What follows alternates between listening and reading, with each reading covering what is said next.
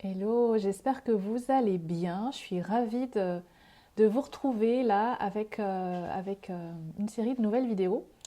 Alors aujourd'hui, on va explorer ensemble les 7 étapes pour se reconstruire quand on s'est oublié dans une relation amoureuse. Donc restez bien jusqu'au bout, il y a pas mal d'informations qui devraient vous aider à cheminer en conscience dans tout ce qui se joue dans la relation amoureuse.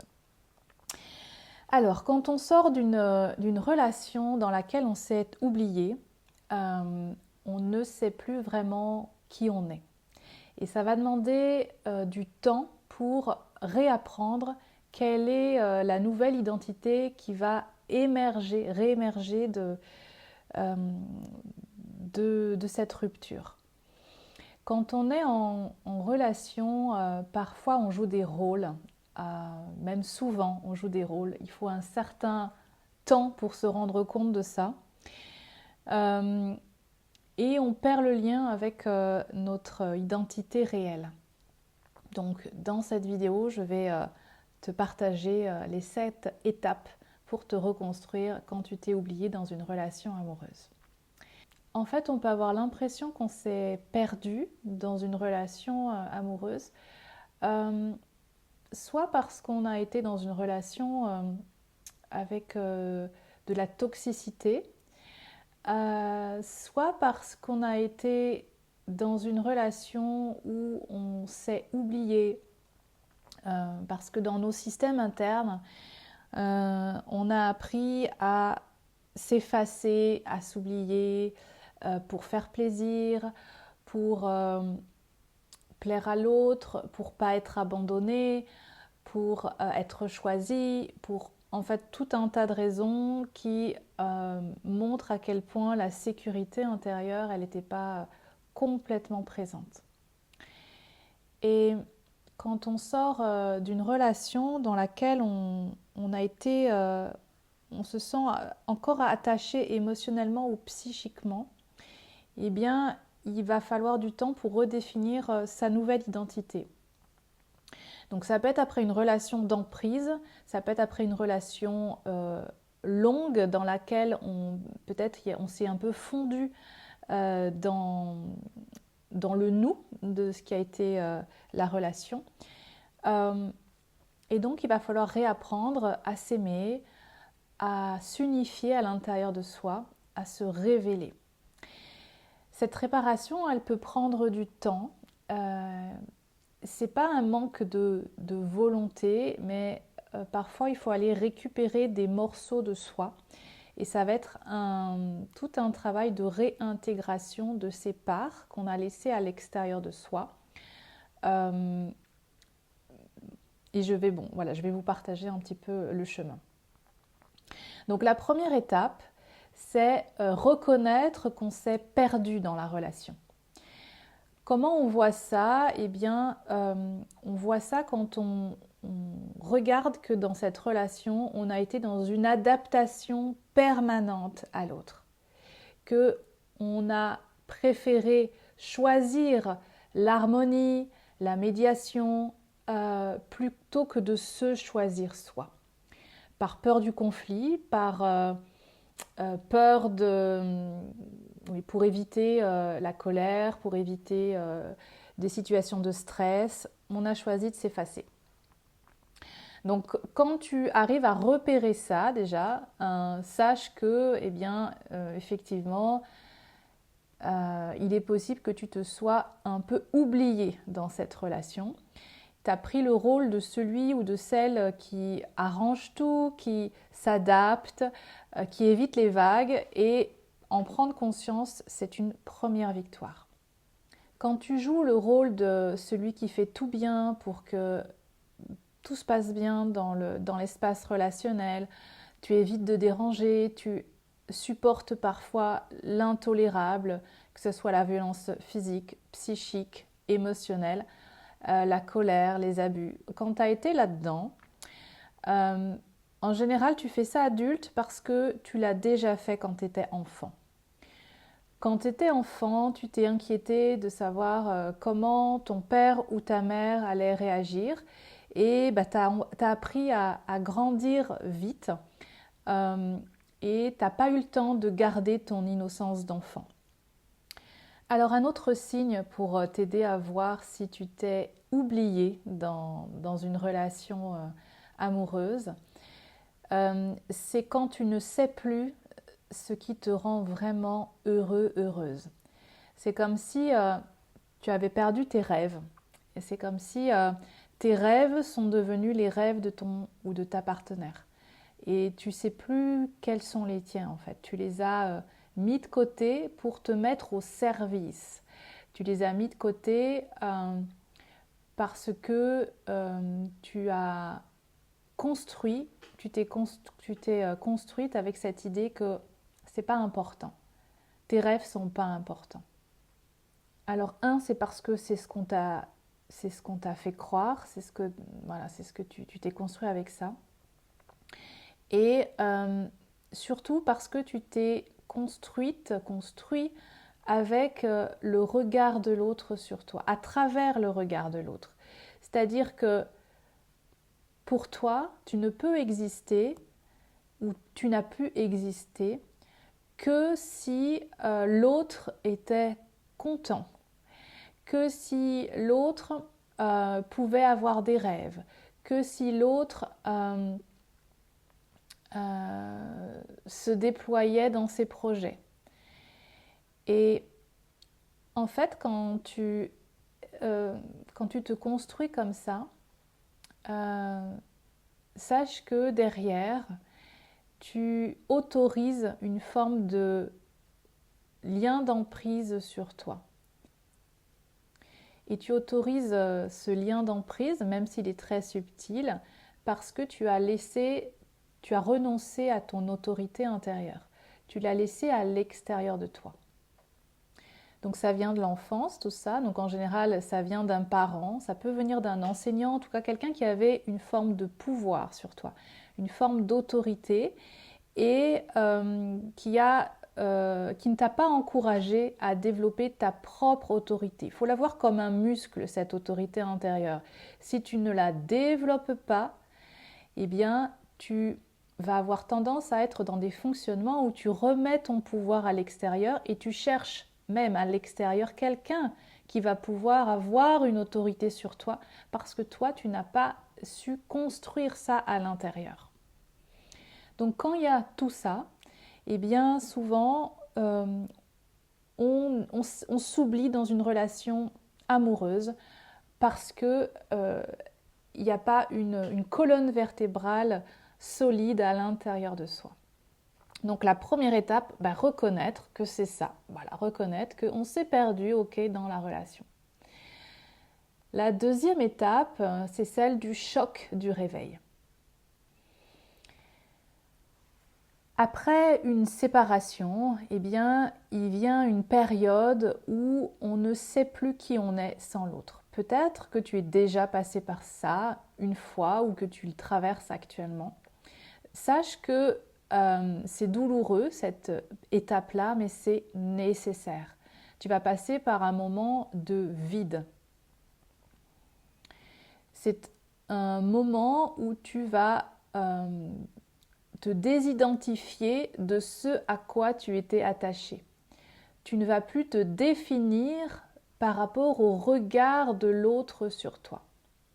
Donc quand il y a ce réveil et quand tu ne sais plus qui tu es, eh bien c'est une bonne chose. En fait, tu vas passer par une étape où tu te rends compte que ce qui te définissait jusqu'à présent c'est plus ça qui te donne de la joie.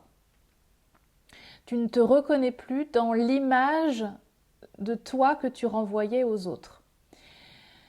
C'est comme si jusqu'à présent, tu avais coché toutes les cases, tu as répondu à toutes les attentes, tu t'es adapté, tu as tout fait bien pour que tout le monde soit content. Tu as fait ça parce que bien sûr, tu as cru que c'était ce qu'il fallait que tu fasses. Tu as cru que tu n'avais pas le choix. Et souvent, j'en ai parlé tout à l'heure, tu as oublié tes rêves, tu as oublié ton feu intérieur en fait.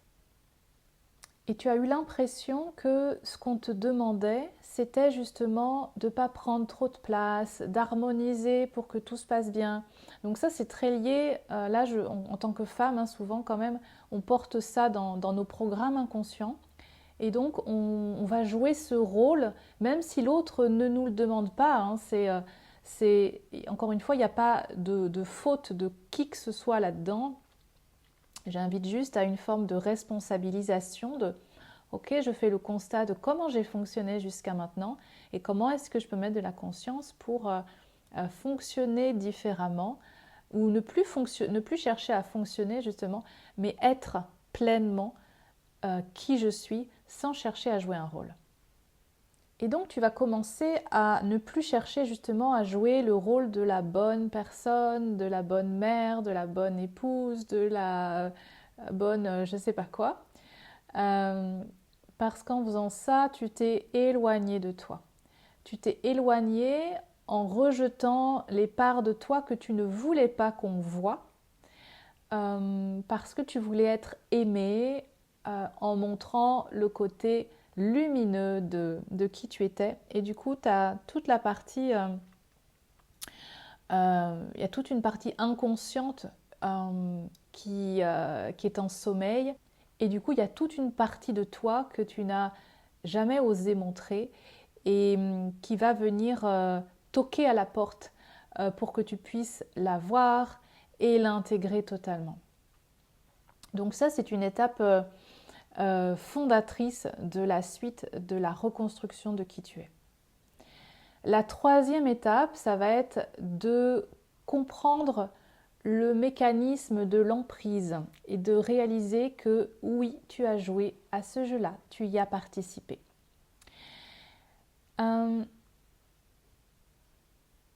Jusqu'à présent, tu as appris à survivre dans une relation amoureuse et aujourd'hui, tu as la possibilité peut-être de commencer à vivre une relation d'amour conscient.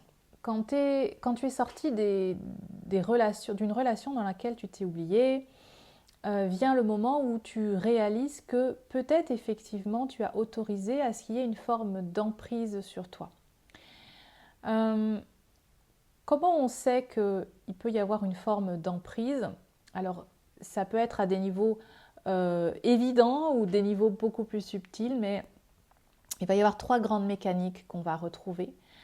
La séduction, le contrôle et la confusion.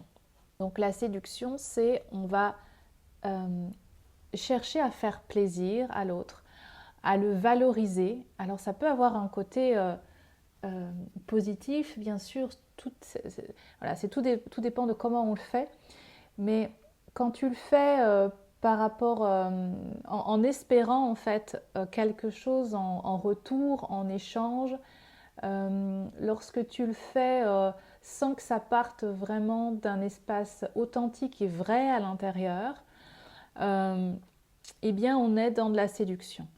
Et quand tu vas redéfinir ta nouvelle identité pour te préparer à un amour conscient, tu vas vite voir que la séduction, ça ne fait plus vraiment partie de ton monde, ou en tout cas pas avec les mêmes codes. Sur une extrême, en mode extrême, dans une relation d'emprise, la séduction, c'est du love bombing, donc des messages d'amour où tu es mis sur un piédestal et une valorisation, mais vraiment excessive en fait. Tu vois bien qu'il y a quelque chose qui est excessif. Réaliser qu'on a été sous emprise dans une relation, ça prend du temps et parfois ça peut être quand même très très subtil aussi. Souvent ça part donc d'un espace en toi que tu n'aimais pas, donc la faille par laquelle ce type de relation se met en place, en tout cas pourquoi finalement tu rentres là-dedans, c'est parce qu'il y a un manque d'amour de toi à la base. C'est comme si tu as été abîmé et que tu as encore cet espoir que quelqu'un vienne te réparer, te sauver. Donc tu vas accepter de jouer avec un partenaire qui va venir mettre une forme d'emprise sur toi. Si dans tes manques, dans tes failles, il y a un besoin de reconnaissance, un manque d'amour, tu vas plonger dedans et tu vas croire que ce que tu reçois à ce moment-là, tu le dois à l'autre. Et du coup, pour ne pas perdre ça, tu vas t'adapter, te modeler à ce nouveau personnage que tu joues et commencer à te trahir et à t'abandonner toi-même. Encore une fois, ça peut être très subtil, hein. Il y a vraiment différents niveaux d'emprise qui peuvent se jouer dans les relations amoureuses, mais pas que amoureuses d'ailleurs. Et donc pendant la relation, le fait que l'autre te mette sur un piédestal fait que toi-même, tu vas mettre ton partenaire sur un piédestal. Et après la relation, ce qui va se passer, c'est que tu vas même douter de la possibilité de pouvoir retrouver quelqu'un qui va t'aimer parce que tu as associé l'amour à l'intensité et à cette asymétrie. Il y a quelque chose qui est asymétrique en fait et qui n'est pas vrai tout simplement. Peut-être que tu vas même te dire que en fait tu avais eu de la chance de vivre ça et que tu ne vas pas retrouver quelque chose d'aussi bien. Donc tant qu'il y a encore ces pensées-là, c'est qu'il y a encore un lien d'emprise qui est présent sur toi. Et commencer à le reconnaître, c'est commencer à s'en libérer. Et la relation d'emprise, elle est possible que parce qu'il y a des programmes erronés sur l'amour en toi. Et c'est pas de ta faute. Par contre, c'est de ta responsabilité d'en prendre conscience pour voir si tu as envie de continuer à entretenir ces programmes-là ou t'en libérer et arrêter de te trahir et de t'abandonner. Et quand tu vas comprendre le mécanisme de l'emprise et voir comment tu as participé à ce jeu-là, tu vas décider de ne plus jouer à ça et on va passer à la 4e étape qui est retrouver ta sécurité intérieure. Parce que s'il y a eu emprise, c'est que tu ne t'es pas senti suffisamment en sécurité à l'intérieur de toi pour revenir à l'intérieur justement et checker ce qui n'était pas OK dans la relation. Donc tu vas venir retrouver à l'intérieur de toi un espace sécure dans lequel tu peux goûter à l'énergie de la mère et du père en toi. Donc cet espace de sécurité intérieure, il est indispensable pour que tu puisses te réancrer dans ton corps, dans l'instant présent, pour que tu puisses reprogrammer ton système nerveux avec des exercices très simples de respiration, d'ancrage. Vraiment, on revient dans le corps. Tu vas t'apercevoir que bien souvent, tu étais en dissociation. Donc quand tu reviens vraiment dans le corps, tu te demandes où tu étais passé avant pendant toutes ces années. Et donc, tu vas à nouveau, tu vas commencer à sentir plutôt un nouvel espace qui s'ouvre dans lequel ton enfant intérieur, il va pouvoir s'offrir un espace de parentalisation avec ton propre, ta mère et ton père intérieur. Donc, tu deviens ton propre père, tu deviens ta propre mère. La 5e étape, ça va être réapprendre à dire non. La 5e étape, ça va être réapprendre à dire non. C'est une clé hyper importante de ta reconstruction, c'est savoir poser des limites. Pour savoir dire un vrai oui, il faut savoir dire un vrai non. Et donc tout ce qui va avoir tendance à te diminuer, à t'étouffer, à t'insécuriser, eh bien, tu vas apprendre à poser une limite et à dire non à ce qui n'est pas bon pour toi. C'est là que tu vas commencer à intégrer cette notion de souveraineté. Dans cette 5e étape, ça va être un moment fondateur aussi de décider courageusement de ne plus laisser entrer dans ton champ ce qui te détourne de ton autorité intérieure. C'est un moment très important parce que tu vas être invité à devenir lucide, conscient sur tout ce à quoi tu ne veux plus dire oui dans ta vie.